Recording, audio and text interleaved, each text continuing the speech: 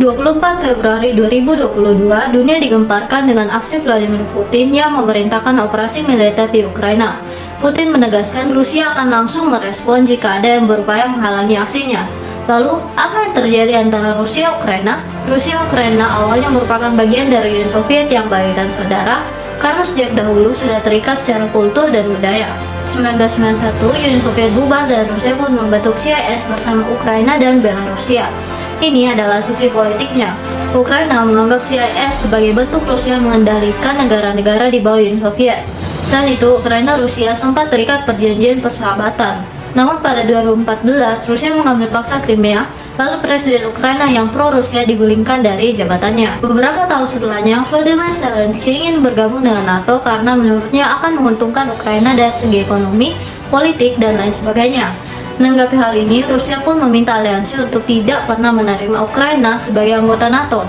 Ini termasuk sisi internasional karena melibatkan NATO. Rusia merasa terancam karena ada kemungkinan NATO akan membuat pangkalan militer di daerah perbatasan Rusia-Ukraina yang mempermudah penyerangan terhadap Rusia. Ukraina tetap bersikeras untuk bergabung dengan NATO, sehingga Rusia pun melakukan penyerangan kepada Ukraina walaupun belum bergabung dengan NATO.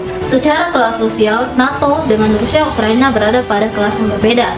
Derajat NATO sebagai organisasi militer internasional lebih tinggi dibandingkan Rusia dan Ukraina yang hanya berupa negara. November 2021, isu tentang perang Rusia-Ukraina sudah diperkirakan terjadi karena adanya berita bahwa Rusia menyebarkan banyak pasukan di perbatasan Rusia-Ukraina.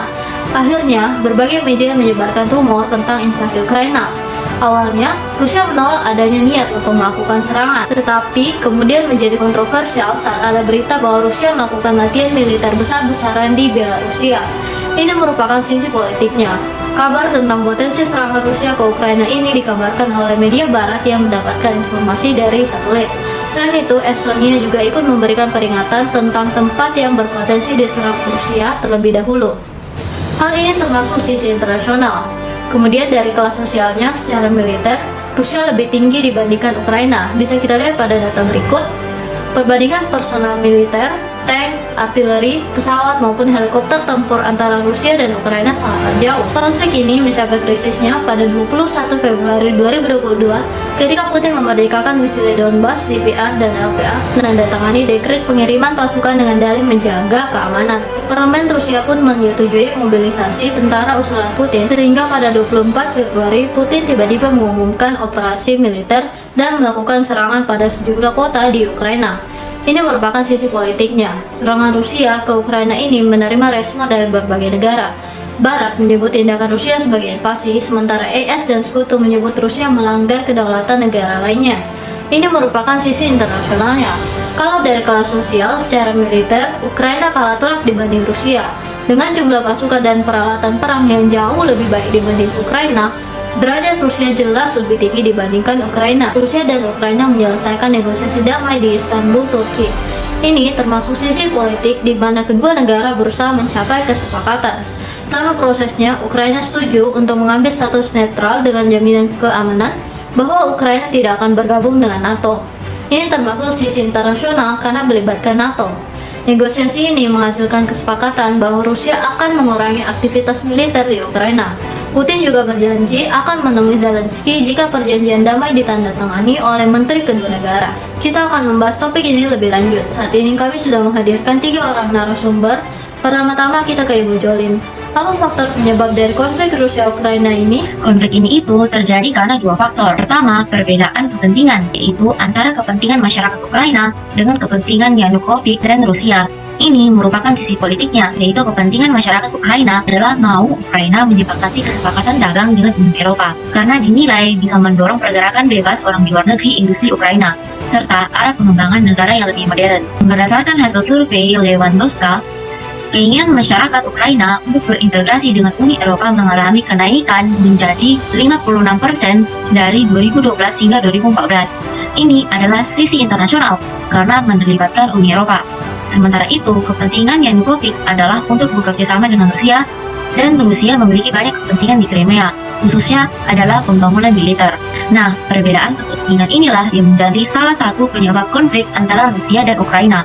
Faktor kedua adalah perubahan sosial, yaitu Ukraina yang awalnya pro ke Rusia malah ingin bergabung ke NATO, yaitu musuh Rusia. Disebut perubahan sosial karena keinginan Ukraina untuk bergabung ke NATO otomatis akan berpengaruh pada kehidupan sosial, politik, maupun internasional Ukraina. NATO ini kan dibentuk untuk menghadapi Uni Soviet yang sekarang menjadi Rusia. Maka tindakan Ukraina menyebabkan Rusia kecewa karena Ukraina yang semula di pihaknya malah ingin bergabung ke pihak musuhnya. Dari sinilah timbul konflik. Kalau dibandingkan secara militer, kelas sosial Rusia lebih tinggi daripada Ukraina. Karena memiliki persenjataan militer yang jauh lebih kuat dari Ukraina, Rusia pun melakukan penyerangan kepada Ukraina. Jadi, perubahan sosial antara Rusia-Ukraina ini berkaitan dengan kelas sosial militer mereka. Sekarang kita berpindah ke Ibu ini. Melihat kondisi Rusia-Ukraina saat ini, akankah dapat menimbulkan PD3? Kita perlu menganalisa kemungkinan Perang Dunia Ketiga berdasarkan ciri-ciri Perang Dunia Pertama dan Perang Dunia Kedua. Ciri pertama adalah munculnya politik aliansi. Pada konflik Rusia-Ukraina, muncul pertentangan antara kedua politik aliansi, yaitu NATO dan CSTO. NATO berada di pihak Ukraina, sementara CSTO berada di pihak Rusia. Nah, pada Perang Dunia Pertama, dua aliansi yaitu Triple Alliance dan Triple Entente saling berhadapan. Kemudian di Perang Dunia Kedua, aliansi sekutu melawan aliansi poros. Jadi, konflik Rusia-Ukraina ini memiliki kesamaan pola dengan Perang Dunia Pertama dan Perang Dunia Kedua, di mana mereka yang merasa perlu teman ketika menghadapi musuh akhirnya membangun aliansi dan menjadi salah satu penyebab Perang Dunia Pertama dan Perang Dunia Kedua. Jika konflik antara aliansi NATO dan CSTO ini terus memanas dan ketegangan ini berkembang menjadi perang, maka hampir dapat dipastikan bahwa politik aliansi ini akan menjadi faktor pemicu terjadinya Perang Dunia Ketiga. Berikutnya adalah persaingan senjata, politik, dan ekonomi. Konflik ini dimulai dengan keinginan Ukraina untuk bergabung ke NATO. Jika terjadi, maka hal ini akan berdampak negatif ke Rusia. Hal pertama yang harus dikonsiderasikan adalah lokasi Ukraina yang sangat dekat dengan Rusia. Hal ini akan menjadi masalah besar jika NATO dan sekutu menempatkan persenjataan dan pasukan militer pada posisi strategis tersebut. Selain itu, Ukraina dan Rusia dulunya merupakan satu kesatuan sebagai Uni Soviet. Jika Ukraina meninggalkan Rusia lalu bergabung dengan NATO dan para sekutu, ini bisa diinterpretasikan sebagai kegagalan politik besar bagi Rusia. Dan terakhir, Ukraina merupakan pusat ekonomi yang cukup besar. Terlebih lagi, sumber daya manusia mereka juga tidak kecil. Tentunya, Rusia ingin memanfaatkan hal itu untuk kepentingan ekonominya sendiri. Apakah konflik ini ada kaitannya dengan Perang Dingin? Nah, iya, memang ada kaitannya. Jadi setelah Perang Dunia Kedua, Eropa itu terbagi menjadi dua wilayah, yaitu Timur dan Barat. Amerika dan Rusia sebagai pemenang Perang Dunia Kedua berusaha untuk menyamarkan ideologi mereka. Eropa bagian Barat dipimpin oleh Amerika Serikat, Eropa Timur dipimpin oleh Uni Soviet. Sampai akhirnya Uni Soviet tidak lagi mampu untuk membiayai Eropa Timur. Dan pada akhirnya Uni Soviet membubarkan diri dan terpecah menjadi negara-negara kecil. Ketika Uni Soviet mundur dari Eropa Timur, itu juga seharusnya sudah menjadi akhir dari Perang Dingin. Amerika Serikat menyerang Uni Soviet, tapi tidak secara langsung, sehingga mengambil Ukraina sebagai bonekanya. Oleh sebab itu, bergabungnya Ukraina ke NATO menjadi ancaman bagi Rusia. Kesimpulannya yaitu, sebenarnya Ukraina itu lagi dikorbankan oleh Amerika Serikat untuk menyerang Rusia. Kita berpindah ke Ibu Grasi. Menurut Anda, apa solusi yang bisa dilakukan PBB dalam menangani konflik ini? Terkait dengan piagam PBB, salah satu tujuannya adalah menerapkan toleransi dan hidup bersama dalam perdamaian dengan satu sama lain sebagai negara bertetangga. Oleh sebab itu, Rusia sebagai anggota PBB harus kembali ke tujuan piagam PBB sesuai dengan hal yang disepakati. Jadi, PBB sebetulnya dapat melakukan pengendalian terhadap penggunaan senjata negara. Senjata negara dapat menimbulkan banyak korban, jadi PBB bisa membatasi perdagangan senjata antar negara yang terkait. Dengan begitu, timbulnya lebih banyak korban dapat dihindari. Bagaimana langkah-langkah penerapannya? Jadi PBB menerapkan strategi arms control. Strategi ini nantinya melibatkan banyak masyarakat global termasuk organisasi-organisasi dunia untuk angkat bicara demi mengatur pembatasan perdagangan senjata sebagai wujud kontrol nasional dan regional yang sangat penting. Lalu peraturan ini harus berdasar pada kewajiban setiap negara di bawah hukum internasional. Hal ini akan meminimalisir kemungkinan suatu negara dalam melanggar peraturan yang ada karena terikat hukum internasional. Selain itu juga bisa dilakukan pengawasan yang lebih ketat. Pengawasan tersebut akan dilakukan oleh organisasi internasional, contohnya itu PBB, karena di dalam PBB itu banyak negara yang terlibat. Dengan begitu, negara bisa saling mengawasi satu sama lain dalam meregulasi dan membatasi perdagangan senjata internasional. Peraturan ini harus diimplementasikan dengan baik untuk mengurangi jumlah korban manusia terkait perdagangan senjata dan amunisi konvensional yang tidak terkontrol. Sebagai bagian dari PBB dan gerakan Lombok, apa kontribusi yang bisa dilakukan Indonesia? Sebagai pemegang presidensi G20, Indonesia itu memiliki kewajiban untuk turut ikut dalam ketertiban dunia. Jadi, Indonesia itu dapat menjadi mediator atau penengah dengan cara menerapkan shuttle diplomasi. Menteri Luar Negeri itu nantinya akan melakukan pembicaraan ke pihak yang terkait seperti Presiden MU PBB, Sekjen PBB, Menteri Luar Negeri Rusia dan Ukraina untuk mencapai kesepakatan. Menteri Luar Negeri itu juga perlu melakukan pembicaraan dengan Menteri Luar Negeri berbagai negara di Asia, Afrika, Eropa Timur, Eropa Barat, hingga Amerika, karena bila konflik ini dibiarkan terus-menerus akan menjadi cikal bakal Perang Dunia Ketiga. Dengan cara ini pun Indonesia dapat membantu negara yang berkonflik untuk bernegosiasi sehingga kesepakatan tercapai dan terjadinya konflik yang lebih besar dapat dicegah. Selanjutnya kita ke para korban. Menurut Ibu Valencia, apa dampak negatif konflik ini? Terhadap internasional, ini memengaruhi posisi Rusia di organisasi internasional karena sanksi-sanksi yang diberikan. Salah satunya adalah pemutusan bank-bank Rusia dari SWIFT, sehingga ini tentu merugikan perekonomian Rusia. Selain itu juga banyak perusahaan internasional yang mengambil kembali kontrak mereka dari Rusia seperti Adidas, Nike, Apple, dan lain-lain. Lalu terhadap politik, bermunculan pandangan politis negatif terhadap Rusia. Salah satunya adalah spekulasi Presiden Amerika Serikat, yaitu Joe Biden. Joe Biden berspekulasi bahwa Rusia ingin membangun kembali Uni Soviet, dan serta Putin akan menjadi orang terkucil yang jagat internasional. Jika Putin benar-benar terkucil di jagat internasional, ini akan melemahkan Rusia, terutama segi politiknya. Dari kelas sosial, Ukraina kalah jauh dari Rusia sehingga menyebabkan beberapa negara mengirimkan bantuan militer bagi Ukraina, misalnya Amerika Serikat, Uni Eropa, Inggris Raya, dan masih banyak lagi. Juga ada dampaknya ke PBB dan negara lain yang sudah saya rangkumkan dalam data berikut. Kira-kira, adakah dampak positif dari konflik ini? Tentu saja ada. Perang itu dapat memperjelas aspek kehidupan yang sebelumnya belum jelas, bahkan bisa meningkatkan solidaritas antara pihak yang bekerja sama.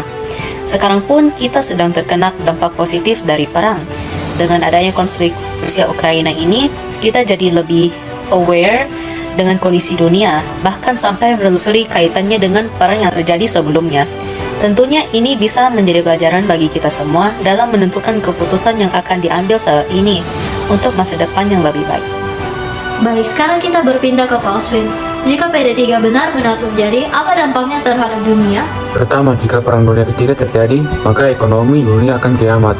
Ekonomi dan analis sepakat potensi invasi Ukraina oleh Rusia akan dirasakan di pasar saham maupun keuangan. Selain itu, krisis ini mendorong kenaikan harga, salah satunya adalah minyak dan gas, karena Rusia memasok sekitar 30% minyak ke Eropa dan 35% gas alamnya. Rabobank percaya konflik ini akan menaikkan harga minyak dari 90 US dollar per barrel menjadi 125 US dollar. Dengan harga gas juga ikut naik. Selain itu, harga makanan dan pupuk logam dan manufaktur, pasar keuangan juga akan terpengaruh.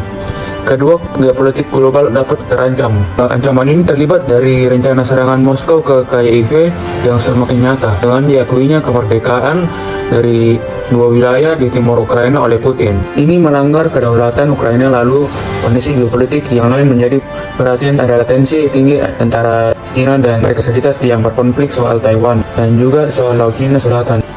Kalau begitu, apa harapan kalian untuk penyelesaian konflik ini? Tentunya saya berharap Rusia-Ukraina bisa segera berdamai agar Perang Dunia Ketiga tidak terjadi, karena ada juga banyak dampak negatif. tidak hanya melibatkan Rusia Ukraina tapi juga bisa melibatkan seluruh dunia. Berharap kedua negara ini membicarakan hal ini lagi, memikirkan dampaknya lebih jauh, jangan sampai merugikan negara lain dan masyarakatnya. Bagaimana hikmat Tuhan memimpin manusia mengantisipasi PD3 dan mengupayakan damai sejahtera di bumi? Hikmat Tuhan telah memimpin kita dalam mengantisipasi Perang Dunia Ketiga dengan memberikan pandangan yang benar. Allah telah mengutus Tuhan Yesus untuk mengusahakan damai sejahtera di bumi. Allah sudah memilih kita dan menetapkan kita sebagai komunitas kasih dan damai. Jadi kita harus mengupayakan damai sesuai dengan apa yang telah Tuhan perintahkan. Hal ini sesuai dengan kitab Yesaya 26 ayat 12 sebagai berikut. Bagaimana signifikasi kita membawa damai sejahtera di dunia? Jadi langkah-langkah nyatanya itu yang bisa kita lakukan itu seperti memanfaatkan media sosial dengan cara meramaikan hashtag-hashtag tentang perdamaian dunia agar masyarakat bisa termotivasi untuk menjaga perdamaian dunia dengan menghentikan perang dunia. Selain itu kita juga bisa berdoa agar bisa menjaga tetap perdamaian dunia dan bukan malah memperburuk situasi. Baik, terima kasih untuk para pengamat serta kedua korban yang sudah meluangkan waktunya. Sekian pembahasan kami mengenai konflik Rusia-Ukraina ini. Terima kasih dan sampai jumpa.